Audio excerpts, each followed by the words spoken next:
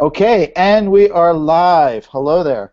I'm Alan Levine. I am your virtual host for this virtual connecting session. We're connecting with some folks at the OLC Innovate Conference in New Orleans, and I'm going to ask everybody here quickly to introduce yourselves because we may not have a whole lot of time. Who you are, of course, that's how you introduce yourselves, where you are, and whatever affiliation, memory, or thing that comes to mind when you say New Orleans. So I'll go first. I'm Alan Levine. I'm coming to you from my home in Strawberry, Arizona. I've gotten to go to New Orleans a couple times, but my best memory was I got to go on a Mardi Gras float one time. Mind-blowing experience. So Susan, you're next. One of the Susans. And there she goes. Oh, yeah, the hangout thing. We'll wait for Susan's connection to come back. Sunday, how about you? Hi, I'm Sunday Richard, and I'm in Wisconsin, Green Bay, St. Norbert College, and I have lots of great memories of New Orleans, but one great one is I was there with my father when I was a kid, and he had to keep drinking beer so that we could keep listening to the music, so it was the first time I ever saw him kind of tipsy. Maha? I'm Maha Bali from Cairo, Egypt, and I'm the co-founder of Virtual Connecting. And I've been to New Orleans. I was living with my husband, and a friend of mine had a conference in New Orleans, and so we drove over to go see her, and it was maybe my first experience of like a road trip, U.S. style, where you think like 5 or 6 hours is actually not a long time. That's not normal anywhere else in the world. So now I can say, yeah, I've experienced that, going and coming back the next day. So I did not like New Orleans at all, unfortunately. That's honest. That's what we like about you, Maha. And then AK. Hi everyone, my name is AK. I'm from Boston, Massachusetts, and I've never been to New Orleans. One of these days I'll make my way down there. It sounds like a lot of fun, so the only thing that really comes to mind when people say New Orleans is NCIS New Orleans. Excellent. And one day, AK, I'm going to try to pronounce your real name. I'm going to study. Susan, is your mic working? I think so. Can you hear me now? Thumbs up. Okay. Phew. So I'm Susan Adams. I'm from Portland, Oregon, instructional designer at Oregon Health and Science University. And I guess the question was, funny story with New Orleans. I have not been, but have a friend who runs a catering company outside of an Airstream trailer in New Orleans and takes it all around to different events. And so that's what I know and my connection there. That's awesome. And let's go to our on-site folks. Our on-site buddy, our good buddy, Whitney. Hi, Whitney. Hi, Alan. Thanks so much. So let's see. I'm Whitney Kilgore. I'm Chief Academic Officer at a company called iDesign that works with universities to build online courses and programs. And when I think of New Orleans, I'm reminded of my first trip here when I was 17 years old. And my roommate in college at the University of Tennessee lived in a little town in northern Louisiana called Ruston. And we made a trip down here to New Orleans a very long time ago. And last night, Laura Pasquini took me back to some of the old sites I saw at that point in time. So I'll pass it on to some of our on-site guests here. Laura? Hello, I'm Laura Gogia. I am the Research Fellow for the Division of Learning, Innovation, and Student Success at Virginia Commonwealth University in Richmond, Virginia. And I have no New Orleans stories, at least nothing that I'm going to put on recording. You have time, Laura. I'm Michael Berman. I'm from Cal State Channel Islands, not on an island. And it's a pleasure to be here with you all. And I was thinking the first thing that comes to mind when I hear New Orleans is Harry Shearer. Very cool. All right, so I think, we got one more. Oh, sorry. Matt Crossland, hiding off on the edge over there, University of Texas Arlington. My story of New Orleans, every time I come here, I have a buddy who lives here. He takes me to some really great places to eat, like this little 10-foot by 10-foot place called Killer Po' Boys in the back of a bar that really smells bad, but it was awesome food. It's hard to go wrong with a friend who's a local there. And Matt is always off the edge, so thanks for doing it. We're talking about the theme of the conference, right, which is innovate. And so I think we wanted to hear some ideas from you guys at the conference for how is trying to be innovative about the conference experience itself. We think we're innovative with virtually connecting, and of course we are. But I know I want to start with Laura because that was sort of your mission at least from what I remember reading your blog post, about some of the ways you wanted to infiltrate some of the conference events with some activities for both on-site and virtual presence. So how's that gone? Right, so I was lucky enough that Maha actually prepped me with the questions so I could come up with some ideas. Of course, this morning I can't. No, this is spontaneous, Laura. That's like cheating. I thought we were trying to show what. No, it's always a good idea to give me something to say in advance. But so what I've seen here at this conference that I haven't necessarily experienced at other conferences is the fact that the steering committee has worked hard to carve out specific spaces, both virtually and physically, for people to reflect and really think about what innovation is, and not necessarily all in a good way, but to think about it in a critical sort of way. And so the way that looks here physically is, for example, we have a museum installation about innovation that's parked right in the middle of the vendor space, which I just absolutely love the fact that Rollin is challenging the idea of innovation in a very pedagogical sort of way right in the middle of the vendor space here, and the implications not only of his exhibit but its location. And so there's things like that, and so I've been a part of this whole thinking about what innovation means, to the point where, I'm not sure we can prospectively say this is innovative. I'm not sure you can do that. I think it might be a retrospective sort of thing. I think Maha's raised her finger. She raised her finger. I'm trying to interrupt politely, which is not the normal way I interrupt usually. But I was just going to ask. That's why we're surprised. I've never seen it. That was the yeah. Alan must have been really surprised. That's why he interrupted for me. I was wondering, like, we spoke to Roland just before the conference started, so I'm wondering how it's actually going. Like, are vendors actually going in and trying to figure out what's going on there? Like, how's the reaction been to it on site? Let me say, and I'll say this publicly because I would say the same thing to Roland. It's both brilliant and a total mess. So, which is great, because I think that if innovation means anything, that's what it means. But I mean, it's so darn meta because right in the middle of the innovation conference, in the middle of the floor, there's a museum of innovation that questions whether the concept of innovation actually even makes any sense at all. So it's kind of beautiful.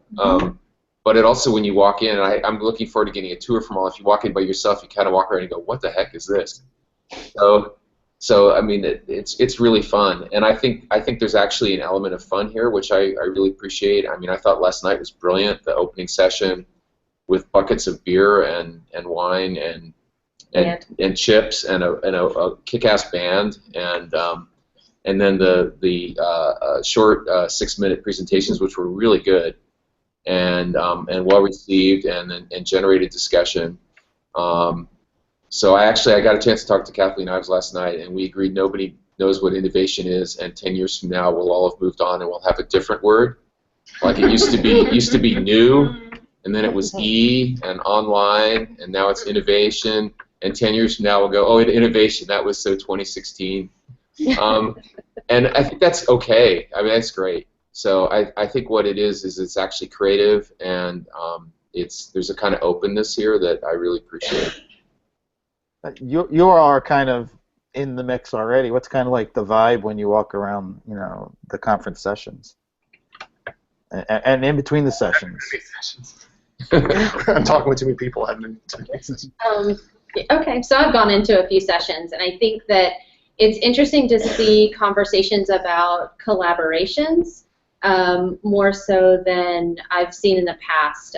It's less about what one institution is doing or what one designer is doing. It's more about how people are collaborating across institutions or with partners or what have you.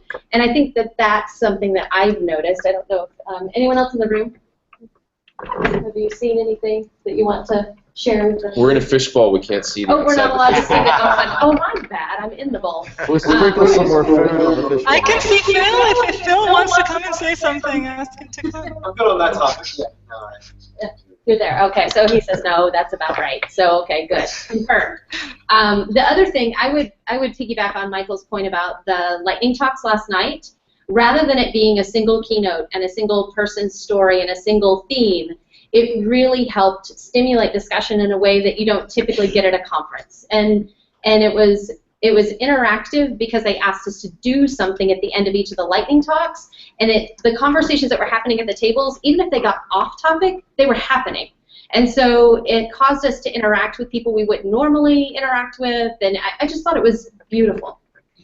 And just to build on that theme of interaction, it kind of goes back to the whole point of building spaces for people to reflect and talk about what they need to talk about at a conference. So like later today, we're having a traditional keynote with one speaker, but we have not only our traditional back channels. It's so funny to call a back channel traditional, but we're also having a Google Doc for crowdsourced note-taking for people who don't want to interact on the back channels. It's a public Google Doc. I already spoke to the keynote speaker who thinks it's an amazing idea, and she cannot wait to see what people's take-home points are. So she's actually eager to get in there as well. So again, the idea here is to interact and build spaces for people to actually talk, versus what typically happens at a conference, at least for me, is that you are busy going to lecture sessions at a conference, and then you reflect on the plane on the way home. Mm-hmm. So this is more of a stop and think, stop and act, stop and talk sort of feeling. Yeah. So I think, based on my experience of the sessions, there's a certain vibe to the overall conference, and then when you walk into a session, it's a session, so it depends on who the leader is and what approach they take. So if they say, hey, here's the Google Doc, here's the hashtag, we want to have this conversation, maybe here's the overall plan, but we'll take it where the group wants to go. That's one kind of session, and then other sessions, it's like, okay, I came to a conference and I'm going to do my session, darn it, regardless of what the name of the conference is.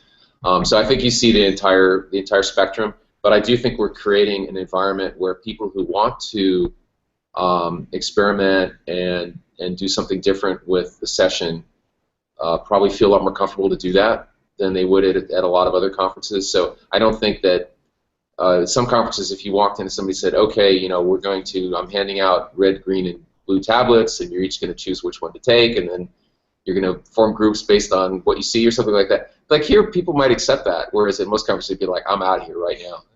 So I think we're creating a space that's safe for experimentation. I think it's great. Back. Can I add into that? Yeah. Jump in the fishbowl. The water looked good. I'm going to get in on this one. So just to kind of piggyback off of what you were saying with that, at a lot of conference situations you go to and you sit in these sessions all day long, and at the end of the day your head feels like it weighs 20 pounds. Whereas what I've been seeing and hearing from a lot of the participants here is that you're coming out of sessions jazzed, and now we have more connections, and there are more ideas and more conversations and collaboration that's going on in the transition, as well as a result of the connections that we're creating inside of the presentations, which is something that you don't typically see in a venue like this. That's what's been most beneficial for me as a participant, at least at this point in the conference. And tell us who you are, please. Oh, I am the ghost. My name is Amy Ostrom. I'm an instructional technologist from the College of Charleston in South Carolina. So great to meet all of you guys. Thanks for jumping in, Amy.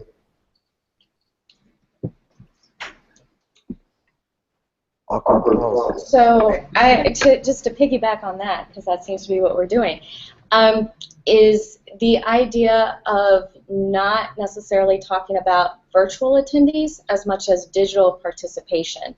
Ooh, I like that. So there's this idea of an expectation of participation in a way that everybody, that's maybe more inclusive than at some conferences. Like, for example, we have a networking session going on this afternoon at 2:15 around a photo safari. And the reason why we did that from a physical perspective is that, this is a very visual, interesting place to be at in New Orleans, and that idea of maybe needing to get outside and think about innovation, because the theme of the photo safari is capture innovation. So what exactly does that mean? That's a great question. So to go outside in the real world, outside of this space, to try to figure out what that might mean. But it's also something that people in other places can do the same. Like, I would love to see all of you guys, if you have time at any point, to go out into your physical environments and try to capture innovation and add that to the hashtag OLC Innovate, where we can go in and start looking at how people are capturing that. You know, that's a networking session that you know, anyone can participate in around the world, and maybe weren't even participate in. You know, get the idea of trying to make everything here as inclusive as possible and open. When is that happening? Should we try to be synchronous with you, Laura? It's 2:15 Central Time, the time here. Okay. But that being said, any time is good. Just start throwing things out there. We're capturing it on the aggregator, so Instagram or Twitter. Facebook is also being captured as well, I think. I've had people ask, does it have to be photos? Can it be GIFs? Can it be virtual? Like, can you go through? Innovate, damn it. Yeah, exactly. So we want rules. Go into Flickr and pick other people's pictures and credit it, of course. But you know. Proper attribution. Yeah, attribution is a good thing, but there's no reason why it even has to be your physical environment. So I want to show a picture because you said that. So okay. I saw this amazing thing coming up the escalator this morning. And how many of you saw this? They were building a scaffold across the street. And I was watching it. It was amazing. I don't know if this is innovative. In fact, it's probably innovation from 1880 or something. But let me see if you can see this. So these men are passing boards and tools up one layer at a time to get to the top level of the scaffold, because they're building the scaffold up on the top. Right. Dude, put that in the photo support. I will. I definitely. I didn't know. See, I didn't know this assignment was coming. But she's gonna take a picture of my picture.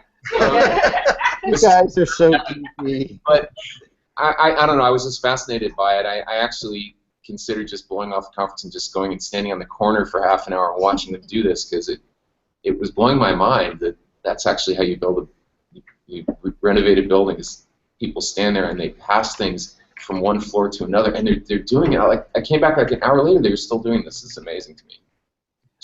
There's something there about. There's a lot in the world that we don't really think about how it gets there, or you know, how do we get streets? You know, they're not just poured out of the back of a truck. You know. Really? Yeah, I did a project working with a local group, and we built a bridge across a creek. And I mean, you're actually there touching every bolt, and so that kind of tangible aspect. And I think what Laura's getting at is when you're out in the world, you're just thinking maybe more concretely, or maybe less concretely, and just letting things flow in terms of ideas. And sometimes that's stepping back from the work that we do to observe or be in the world. I find it really feeds back into my work. Hey, Alan, I've just been given the 1.5-minute warning, and I wonder, you heard a lot from us, I wonder if each of the virtual buddies would like to share maybe their perceptions of innovation, or things that they perceive as innovative in their community or their space, or maybe we could get a little thought. Or maybe I was going to ask AJ, because he just talked about his virtual experience, and so you've told us the innovative part of the conference. Like, for some of the people who've been virtually participating, how's that been for you? I just subverted your question, Whitney. So I am not a paid participant for OLC this year, as I wrote in my blog post this morning, but I think the session testing. You there? You're good. Okay. Shoot, I'm hearing myself. What I'll do is so that I don't see. Do we need to move? No, stop. Because I can't. So anyway, there were two sessions yesterday. The virtual connecting session, and then Matt Crossland's session that I participated in, which were really geared toward this virtual participation. I really felt included. in the comings and goings of those sessions. Really felt like I had a voice, and even though I was just a big giant head and in the screen, it really felt like I was there. And I think finding ways to foster that would be really beneficial, both to on-site participants but also to digital participants who can't be there physically. The one thing that I wanted to mention about innovation is that I think as a word that's overused, and we tend to focus on sound bites on what innovation looks like, that we sometimes fail to take a step back and observe things that are innovative, like the scaffolding that was shared a few seconds earlier, and that really could have use for us, but we don't really think about it as innovative because it's been there for a while and other people have been doing it. So I would say let's break away from just trying to label things and appreciate things for what they are and what they can do for us. So I'm going to turn off my mic and back to you. I'm thinking about what you were just saying now. Is a lot of what Laura has been planning for the conference, and a lot of what we do here at Virtually Connecting, is not innovation for innovation's sake, which I think all of us have a problem with, just to an extent. But a lot of what we're doing is innovation for social justice or to make people's lives better. Like, we're trying something different because something has not been working for certain people, and you're trying to do something else to reach them or to help them and to make the experience better for them. And I think, so this is my third conference of this kind, so I've done ET4 Online twice, and some other OLC conferences, but I always like the ET4 Online one the best for some reason. And I don't know how I feel about it blending with Blend, but it seems to be going really great so far. So this is my third one, and I do feel like this year is more, the virtual experience is more integrated, partly because of what we're doing, Virtually Connecting and presenting about it and being part of the session like we did yesterday in our workshop on hybridity, which I know some of the people in the audience have been to. But also, generally it feels that way. I'm not really sure. Maybe it's because more people are participating in these different virtual ways than before. And I think my daughter just fell asleep in my arms. To the sound of your voice. That's very comforting, right? Do you want to add anything, Sunday or Susan? I'll quickly add just that this has given me a focus to kind of pay attention to how Innovate is used in everyday life. So I'm not at the conference, but I'm like constantly listening for it, and it gets used quite a bit. So I'm kind of trying to track that, and I really like the photo looking at innovation and seeing what it is as a complement to that. So I'm excited to add that in. Great, thanks. Susan's unmuting herself. I see her finger. Hey. Yeah, I switched to my phone, so it's a bit different. Can you hear me okay? Yep. I am a virtual registrant, and it's been really interesting to watch the variations in each session of the chat box and how it's interfaced and how people interface with it. I found that I'm chatting a bunch and not only asking questions, but commenting on my reactions to things in the session. And one session, nobody was chatting with me. And I was like, I hope I'm not, it was just sort of a funny thing. And other sessions, there were lots of chats and people were more engaged in that. And it made me think about literacies and comfort level. And I think there's a piece of that I'm noticing, that some people have more comfort than others along the spectrum. So I think that's wonderful that the conference is inviting people who may have never considered chatting during a session or even interfaced with Adobe Connect and a Google Doc and how to manage that, are thinking, oh, I want to start to know how to do that better. I know I found my capacity is raising really high just through the last 2 days. So that's a benefit and a nice invitation that the conference is doing too.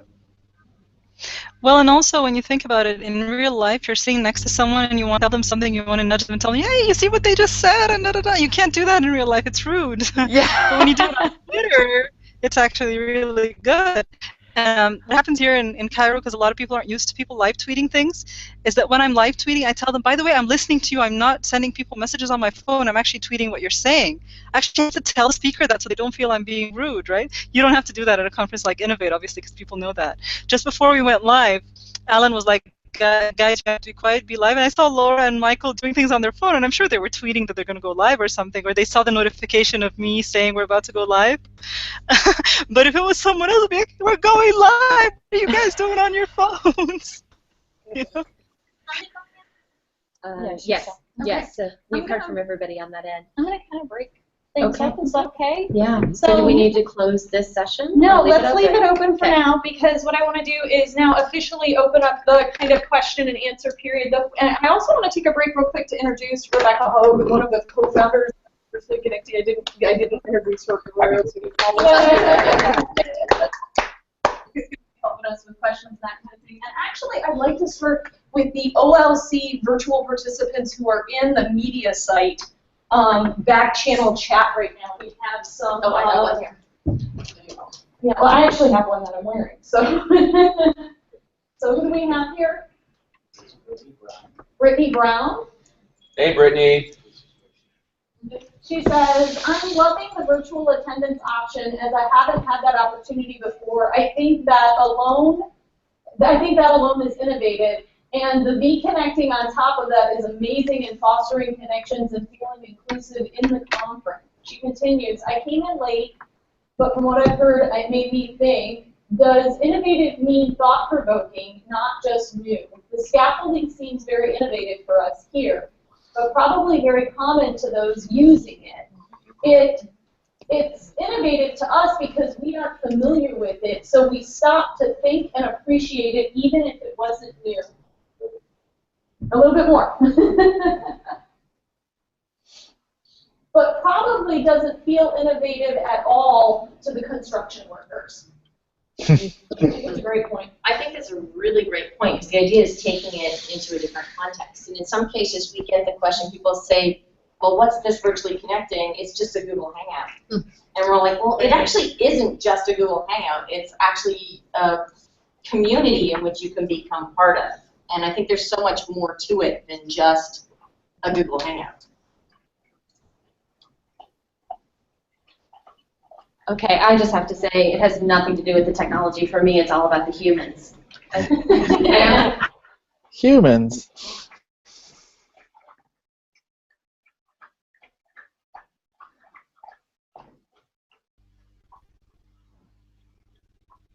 Are they still there? So, yeah. So are people in the room still there? Yeah, that was Whitney. That was Whitney's voice.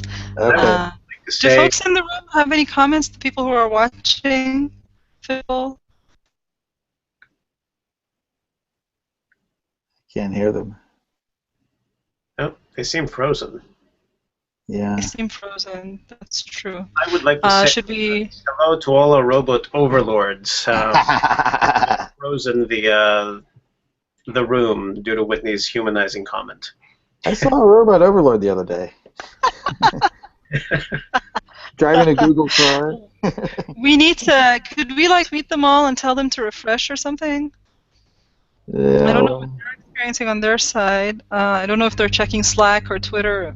So for people watching, we at Virtually Connecting, we have several channels of communication. We have a Slack team that we all use for all sorts of things, but then sometimes we'll just use Twitter because it's faster, and email because it's slower. And we don't panic. There they go. Okay, so they've gone. I'm sure they're going to come back. Yeah. This is part of the reality of it. This is what happens, right? We couldn't have planned this. Then I think we talked about having faking the network going out, and then it really happens. Yeah. Well, it really happened for Susan, and now it's really happening for them on site. I hope they're coming back. But just a very quick comment about this is that no matter, usually we're very, very spontaneous, but we were slightly less spontaneous than usual because we knew that we were doing it for show. Yeah. It's very interesting because it's always a performance, because editing Google Hangout is a performance anyway. But Alan, I've never seen you that even slightly nervous, and today you were slightly blah, blah, blah, you were at the beginning. That's just because I didn't get enough sleep last night. You don't sleep well because of Virtually Connecting. I know that doesn't help. Do you know I'm meeting Jim Groom? You guys know I'm meeting Jim Groom in person in Rome next month? Oh, that's cool. He's so different. I'm just kidding. He's exactly like me. He's actually No, he's but I was actually just gonna sweeter. say, He's sweeter in he's person. sweeter but in he's- person. But he's actually very much the same. He is who he is. Totally. He's one Maha, of- what are you going for? What are you meeting for? Is it a conference? Or It's what's the do you know the DigitPed Cairo was sponsored by Amical, so this consortium of American universities outside of the U.S. So that's the Amical annual conference, and they were doing it in Rome. And I said, you guys, Jim Groom is actually in Italy these days, so I could save you on airfare if you get him as a keynote. So that's what I did. I'm so sorry Hello. we had lost you guys, and Michael was actually in the middle of a thought, and I got you guys connected, and then you were just like, boom, back in the room in full force. It's the reality of the situation. We couldn't have planned a better example of stuff going wrong. Yeah, and also how well we manage without you guys when you're not there. Like the whole point is to connect to the people on site. And we still had fun. For the people You're gonna have to watch your archive. I'm gonna let Michael finish his thought.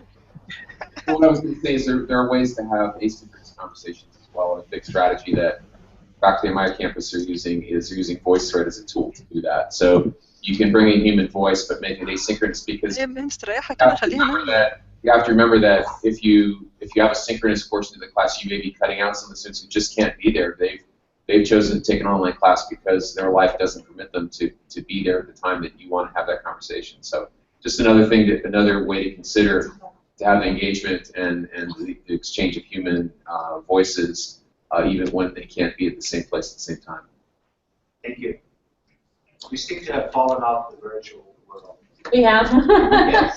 I think maybe when we Yeah, the internet. yeah I actually had to tether off of my phone to be able to get it to. And actually, Phil said, "Are you You on had to the drop it wireless?" And I said, "No, you're." It's back to us now. Is it? Well, that's okay. I've got a good data plan, so we'll be okay for the next 4 minutes. So we just have we have a couple more minutes if anybody else has questions. Either about what we were talking about with the conference or about the idea of virtually connecting. Yeah.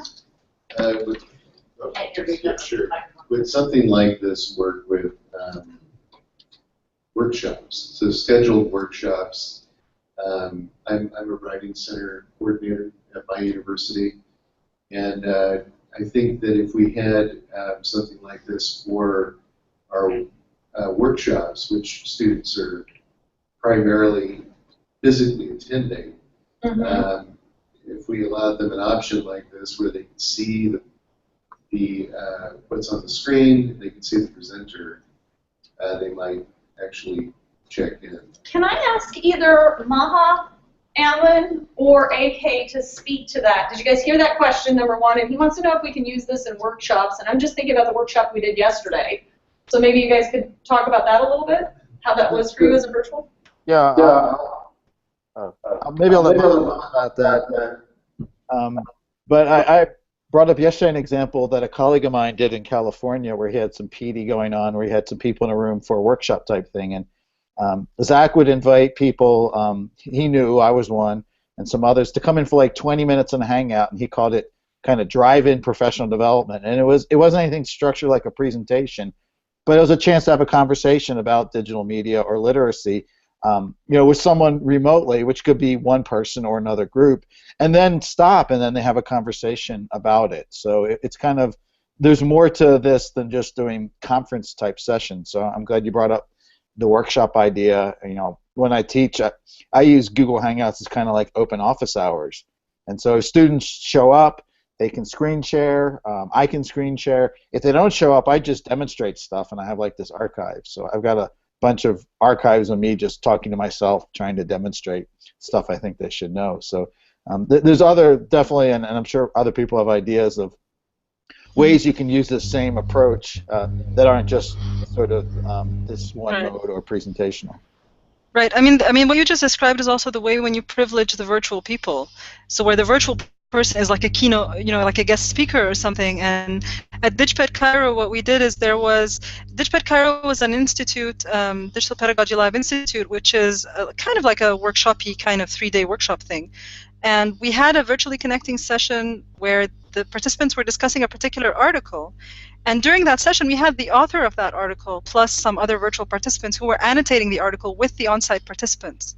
So there was this collaboration going on between the on-site and the virtual people. And one of the virtual people was a guest speaker, sort of, because she was the author of that article, and they got that chance to interact with her.